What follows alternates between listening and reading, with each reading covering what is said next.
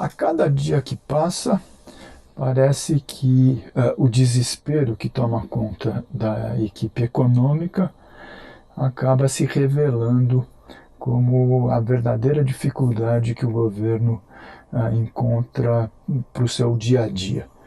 Todo mundo se lembra que desde que houve aí o primeiro momento, né, da queda da presidente Dilma, o golpe do seu impeachment e a entrada da equipe radicalmente ortodoxa, né, do Henrique Meirelles, essa coisa toda, se dizia que o país estava quebrado e que era necessário que fossem feitas reformas estruturais para que as finanças públicas fossem ajustadas e que o crescimento econômico fosse retomado.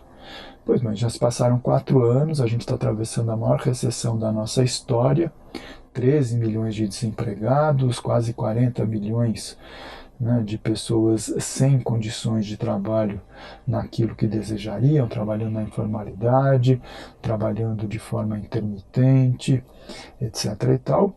E o fato concreto é que as finanças públicas continuam com problema e o governo não consegue entregar aquilo que prometeu, né? O Bolsonaro foi eleito, o Paulo Guedes assumiu o comando da economia e nada disso resolveu o problema, que tem a ver com justamente a necessidade de se mudar esse modelo econômico que privilegia a injustiça, privilegia a desigualdade e principalmente privilegia o atendimento dos interesses do financismo e nada mais, né? Das instituições financeiras, dos bancos, dos fundos de investimento e do capital financeiro internacional. Pois bem, a gente percebe que a última tentativa do governo da aprovação da reforma da Previdência no Senado se revelou uma verdadeira mentira, uma falácia. Vários economistas, vários pesquisadores estão denunciando, né, essas medidas, mas o governo aparentemente quer desenvolver no Senado exatamente a mesma política que foi feita na Câmara. A liberação de emendas parlamentares da ordem de bilhões, justamente para comprar o voto dos congressistas para aprovar essa medida. Mas nem assim eles vão conseguir destruir, se a coisa avançar, o regime geral da Previdência Social, mas a questão fiscal ela não se resolve, tá certo? Por quê? Porque a gente só vai recuperar as condições das finanças públicas na hora que houver retomada do crescimento econômico, tá certo? E esse projeto desse governo não aponta para isso, muito pelo contrário, ele só aponta para o agravamento da crise. E o que eu queria conversar com vocês é chamar a atenção de que, há poucos dias atrás, o próprio secretário do Tesouro Nacional, né, ele foi aos jornais, tá certo, para dizer claramente que o problema fiscal não vai ser resolvido apesar da aprovação da reforma da Previdência da maneira que eles querem. Tá certo? Quer dizer, ele já está assumindo claramente que 2020 e mesmo 2021 continuarão a ser anos de problema na organização das finanças públicas. E por quê? Porque toda a nossa estrutura de impostos, a chamada estrutura tributária, ela é baseada em atividades ligadas ao consumo e à produção.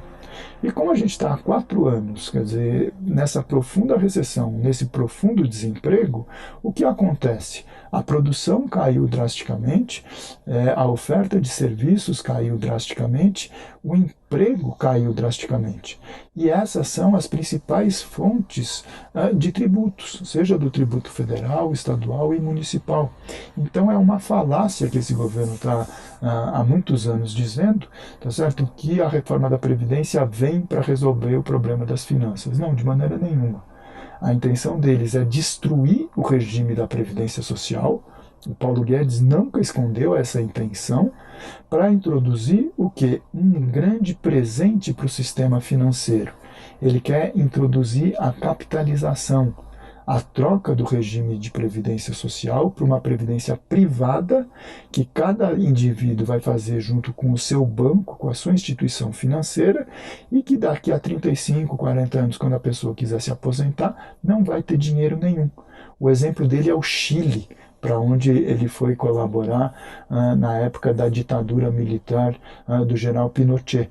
E quando eles fizeram essa aventura, né, os chamados Chicago Boys, aos quais o Paulo Guedes foi se juntar em meados da década de 1970, eles promoveram justamente a destruição do regime da chamada Seguridade Social, como se dizia em espanhol no Chile, e agora, há poucos anos, quase 40 anos depois, se percebeu a falácia e o Estado chileno foi chamado a reestatizar justamente o sistema previdenciário. Por quê? Porque a capitalização se revelou uma falácia no sentido de não prover rendas mínimas, tá certo, de aposentadoria e de pensão para os beneficiários. Os índices de pobreza, os índices de miséria entre os idosos chilenos saltou de forma monumental. Exatamente porque o interesse do banco, o interesse da instituição financeira, não é pagar uma boa aposentadoria ou pagar uma boa pensão. Muito pelo contrário. Eles querem arrecadar muito e gastar pouco. É a lógica da seguradora privada.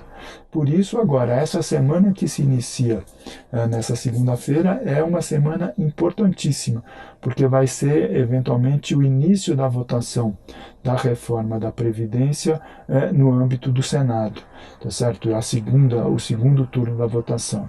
E cabe justamente às forças progressistas, ao movimento sindical e aos senadores da oposição apresentarem as suas últimas resistências a esse modelo, justamente no momento em que o próprio secretário do Tesouro Nacional diz que essa reforma da Previdência não vai colocar ordem nas dificuldades das finanças públicas no nosso país.